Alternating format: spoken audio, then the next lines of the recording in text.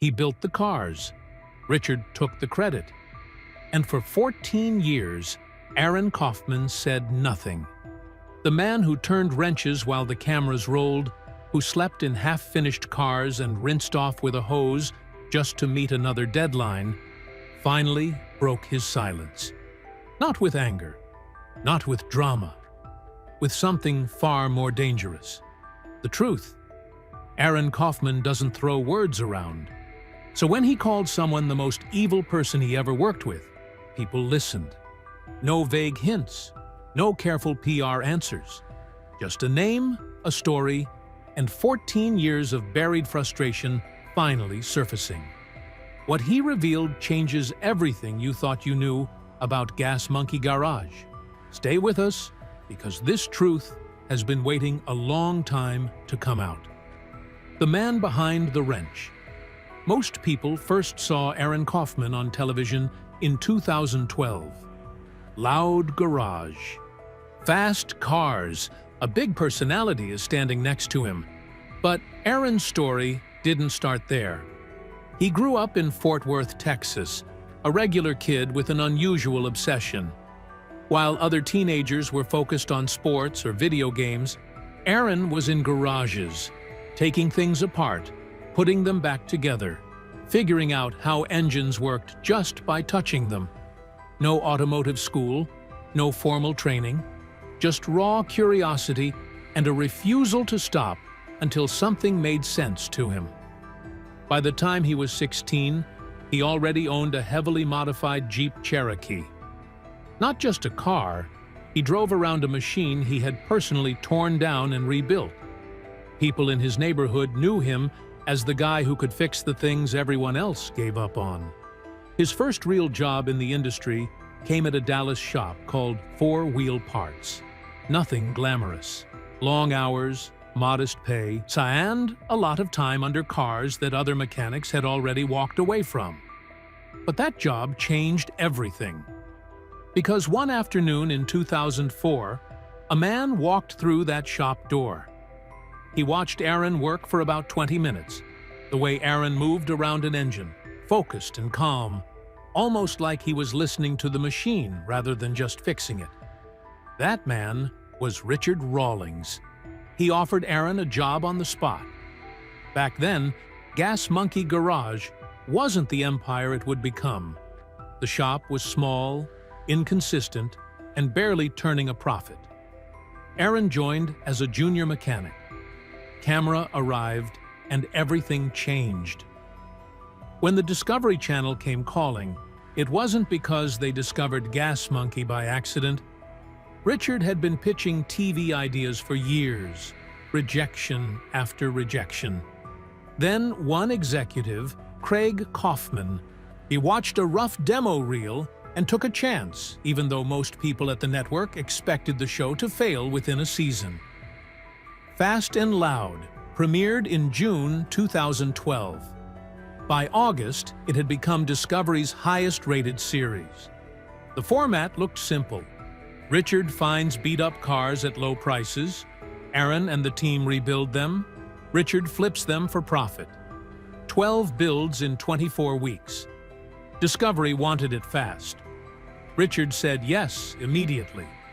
Aaron found out when the cameras showed up. That detail matters more than it might seem. The man who would be doing the actual work, the one whose hands, skills, and hours would make or break every single build, wasn't consulted before the deal was made. He was informed after the fact. The schedule was brutal from day one. Most professional shops need 4 to 6 months to complete a proper custom build. The show demanded one every 2 weeks. Aaron lived 45 miles from the Dallas garage. With traffic, the drive took an hour and a half each way. He started leaving home at 5 a.m. and getting back after midnight on the good nights. On the bad nights, he didn't go home at all. He slept inside unfinished cars at the shop and rinsed off with a garden hose out back before the crew arrived in the morning. His close friend, Scott McMillan, someone who had known Aaron since their days at Crowley High School, worked beside him that entire first season. He kept a rough track of the hours. By the end of the 12-week run, Aaron had logged more than 1,300 hours inside that shop. Richard had logged somewhere around 200. They tried to own his face.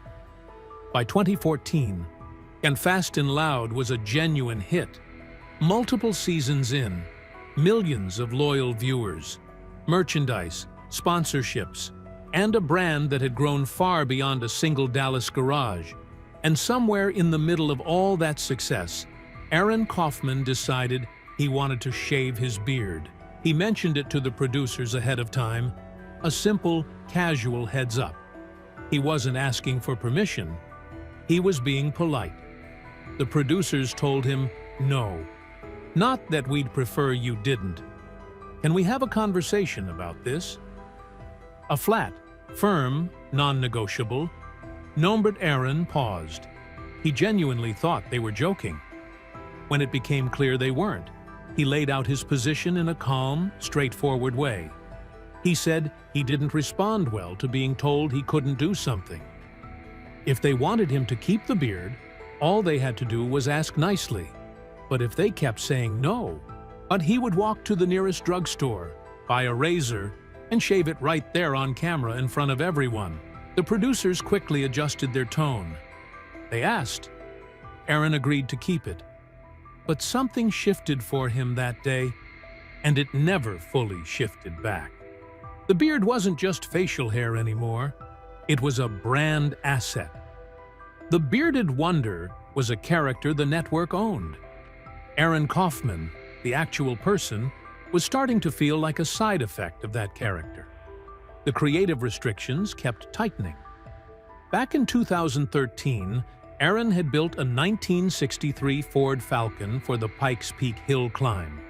Twin turbos, heavy custom fabrication, months of real work. That kind of build challenged him. Projects had to be smaller, faster, and cheaper. Builds that could be turned around quickly and fit neatly into a single episode. Aaron pushed back, and the producers rejected it almost immediately. Too slow, too expensive, not made for television. He kept pitching. The answer kept coming back the same way. Eventually, he stopped pitching altogether. By 2016, Aaron showed up, built what he was told, and did his part on camera. The genuine enthusiasm that used to come through in early interviews was gone. In its place was something quieter, a man going through the motions of a job that no longer matched who he was. The night Aaron sat in his truck, late in 2016, after another 16-hour day, Aaron Kaufman sat alone in his truck in the Gas Monkey parking lot. Engine off, lights out, no cameras, no crew. He stared through the windshield at the shop in front of him and waited to feel something. Pride, frustration, or even exhaustion. Nothing came. Just a hollow stillness that sat in his chest and refused to move. That silence told him more than any argument ever could have. He didn't make a dramatic announcement. He didn't confront Richard. He started moving quietly, the same way he approached a difficult build methodically, without unnecessary noise. He called old contacts in the industry and asked about available shop spaces around Dallas. Late at night, when sleep wouldn't come, he sketched out business plans and researched equipment suppliers. He wasn't chasing another TV deal or a bigger platform. He wanted something most people in his position never think to want: control. Control over his time, control over his projects, a control over what his name actually stood for. The concept he kept returning to was focused and specific. Classic Ford F-100 trucks from the late 1950s through the late 1970s. He loved those trucks because they were honest machines, straightforward to work on, mechanically reliable and largely overlooked by the big aftermarket companies. He saw both a personal passion and a real market gap, a chance to build something meaningful rather than something fast. But leaving wasn't a simple decision. His contract with Discovery controlled his schedule and his public image. When he first requested to leave Fast and Loud, the network said no immediately. They offered more money. He said money wasn't the point. When they asked what he actually wanted, his answer was one word: freedom. Negotiations stretched across several months. During that time, Richard found out about Aaron's plans through the producers rather than from Aaron directly. He wasn't shocked. He later admitted he had known for years that Aaron was unhappy. But knowing something and accepting it are two different things. The tension ran in both directions. Aaron's frustration wore on Richard. Richard's pressure fed Aaron's burnout. They were caught in a cycle neither one could break from the inside. In early 2017, Aaron gave official notice. Richard posted a statement on the Gas Monkey website saying the departure came out of nowhere and wasn't his decision, and that the shop would keep running without missing a beat. Aaron didn't respond publicly. In later interviews, he explained his reason clearly and without drama. He wanted to build complex cars that required time and real craftsmanship. Television wanted quick, inexpensive flips. Add 14 years of personal tension and professional disagreement on top of that, and staying any longer would have meant losing the thing that made him valuable in the first place: his standards. Building something real. In late 2017, Aaron opened ArcLight Fabrication in Dallas. Small shop, hand-picked crew, no cameras, no producers with clipboards standing over his shoulder. On paper, it sounded exactly like what he had been working toward. In reality, the first few months nearly broke him. Not because of what happened inside the shop, but because of everything happening outside it. For 14 years, Aaron had been the builder. Someone else worried about the business. Now every single decision landed on his desk. Payroll, vendor contracts, invoices, cash flow, marketing, inventory, tool maintenance, supply orders, and none of it moved unless he handled it personally. He later said that becoming the boss was harder than anything he had faced on television. The work in the shop was the easy part. Managing a company from scratch, with no safety net and no second in command to absorb the pressure, was a different kind of difficulty. His personal life felt the strain. His dogs barely saw him. Employees noticed how tense he became during those early months. He knew he wasn't operating at his best. But he also understood the trade-off clearly. If he wanted real independence, he had to learn how to run a business, not just build cars. ArcLight's mission was ambitious from the beginning. Aaron focused on the Ford F-100 and set out to create a complete parts ecosystem around it, a single source where someone with limited experience could order everything needed to build a full truck from the ground up. Then Discovery called again. Craig Kaufman, the same executive who had originally taken a chance on Fast and Loud, flew to Dallas and sat down with Aaron for a long dinner. Aaron said no at first. He had no interest in repeating the same experience. But Kaufman kept pushing, this time with a different offer, a show built entirely around Aaron's vision, not the network's shortcuts. They eventually found common ground, and that led to shifting gears in 2018. The format was completely different. Builds stretched across multiple episodes. Aaron chose the projects. He controlled the pace. He had final say on the creative direction.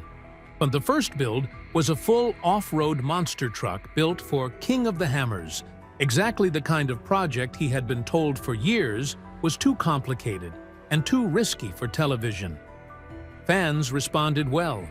Critics appreciated the depth and slower storytelling. The ratings never reached the massive numbers of his old show, and after 2 seasons, Discovery moved on. Aaron didn't consider it a failure. He had proven to himself, and to anyone watching, that he could do television on his own terms. What Aaron actually said. For years after leaving Gas Monkey, Aaron kept his public comments measured. He didn't attack Richard directly. He didn't chase headlines. He explained his departure in practical terms and moved forward. But over time, in interviews and conversations that accumulated across several years, a clearer picture formed. Aaron described working under a structure where his labor was treated as a production resource rather than a professional contribution. The hours he put in, often double or triple what anyone else in the building was logging, were the engine that kept the show running. But the credit, the visibility, and the financial rewards flowed in a direction that didn't match the actual distribution of work. He talked about the beard incident not as a small annoyance, but as a window into something larger, a system that had no real interest in who he was as a person, only in what he represented as a character. The show needed the bearded wonder. Whether Aaron Kaufman, the human being, was happy, creatively fulfilled, or burning out wasn't part of the calculation. He talked about pitching builds that excited him and watching them get rejected. Not because they weren't good enough, but because they didn't fit the format. Fast television doesn't have room for a 12-week fabrication project, no matter how technically impressive. He understood that commercially, but understanding something doesn't make it easier to live with year after year. And he talked, carefully but clearly, about what it felt like to watch someone else take a bow for work that cost him his sleep, his personal life, and eventually his willingness to stay. The word he used, evil, wasn't thrown around dramatically. Aaron Kaufman doesn't perform emotion. When he uses a word like that, it carries weight. And what it pointed to wasn't cartoon villainy. It was something quieter and more common. A person who consistently placed their own interests above everyone around them, who took without acknowledgement, and who treated the people closest to them as tools rather than human beings. That kind of behavior doesn't make headlines the way a public blow-up does. It accumulates quietly, year after year, until the person on the receiving end of it has nothing left to give. That's what happened at Gas Monkey, and that's what Aaron finally said out loud. Where both men stand today. People still ask whether Aaron Kaufman and Richard Rawlings are on good terms. The answer is somewhere in the middle, and both men have been honest about it. They don't hate each other. They're not close. Aaron once described their relationship as one where they simply don't have much of a rapport anymore. After 14 years working side by side, they settled into a hard space to name. Part former business partners, part strangers who shared an intense chapter of life and moved on. Richard, after Aaron left, told reporters that Gas Monkey was stronger than ever. He said the shop was calmer and that life felt easier without the constant tension. Those comments stung some fans, but they also revealed something true. Richard genuinely thrived in the fast, chaotic environment that steadily drained Aaron. Their incompatibility wasn't personal, it was structural. Two people with fundamentally different values about work, craft, and what success actually means. Aaron handled the split without drama.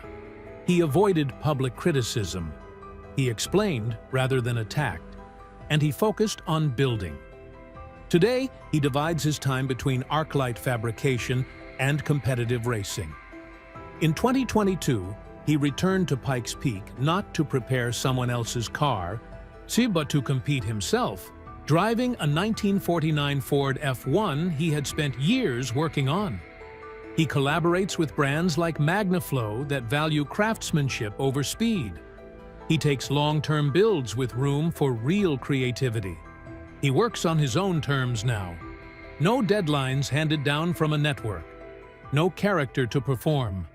No one else decides what his face should look like. Fans still recognize him at car shows and ask about Fast and Loud. He talks about it openly. He acknowledges that the show changed his life, even as it pushed him to his limit. He accepts both sides of that without bitterness. Aaron Kaufman never chased fame. He chased craft, and that difference ended up costing him 14 years inside a garage that took everything he had and gave back far less than he deserved. What he walked away from looked like success from the outside. What he walked toward turned out to be something far more valuable. A career built on his own decisions, his own standards, and his own name. The most evil person he ever worked with didn't need to be a monster to cause damage. They just had to take consistently, without ever giving back. Aaron chose himself, and that choice made all the difference. If this story hit different for you, drop a comment below. We read every single one. Like this video, share it with someone who needs to hear it, so you never miss what we uncover next.